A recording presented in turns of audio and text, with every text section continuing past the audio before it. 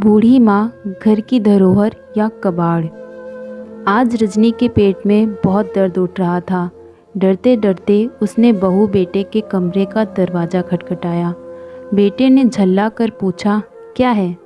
रजनी ने डर कर कहा, बेटा, पेट में बहुत दर्द है। बहू वंदना की आवाज़ आई, जब सारा दिन बस खाने के अलावा कोई काम नहीं है तो ऐसा ही होगा। रजनी को समझ नहीं आ रहा था वो क्या करे। अपने चाहने से तो मौत भी नहीं आती। बेटे ने उन्नीदी आंखों से माँ का चेहरा देखा और बोला, आपको तो दफ्तर नहीं जाना होता, पर हमें तो 10 काम हैं। कोई घरेलू इलाज कर लो, सुबह वंदना डॉक्टर के पास ले जाएगी। इससे पहले रजनी कुछ बोलती, उसके मुंह पर दरवाज़ा बंद हो गया था। उसके सामने घर की नौकरानी राधा खड़ी थी। रजनी को अपनी स्थिति राधा से भी बदतर लगी।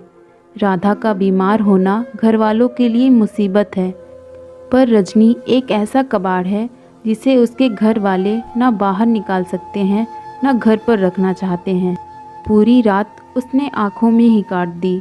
सुबह से वो इंतज़ार कर रही थी कि अब उसे कोई डॉक्टर के पास लेकर जाएगा, पर बेटा तो बिना हालचाल पूछे दफ्तर के लिए निकल गया। बहू से उसे कोई उम्मीद नहीं थी।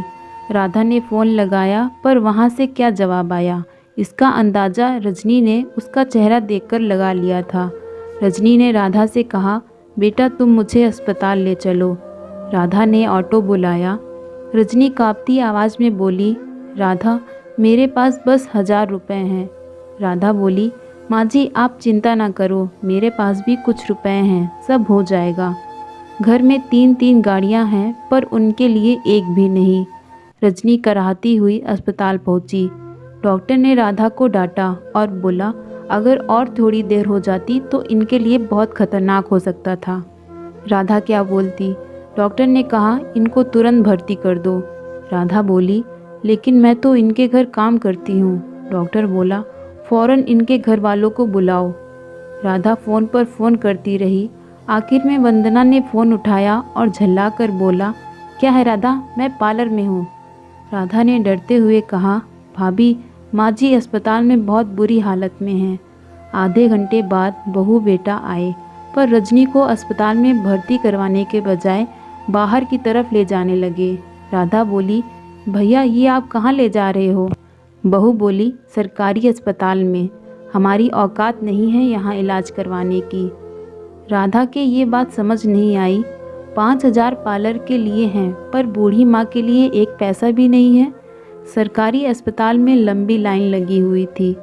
बेटा रजनी से बोला, माँ, बच्चों की तरह मत करो, थोड़ा दर्द सहना भी सीखो।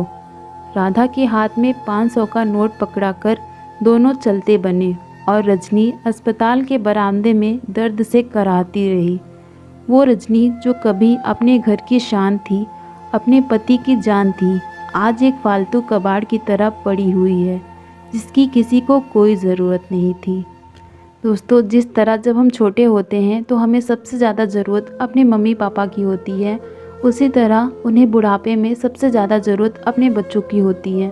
तो प्लीज़ बुढ़ापे में उनका साथ ना छोड़ें, उन्हें सम्मान दें, उनका ख्याल रखें।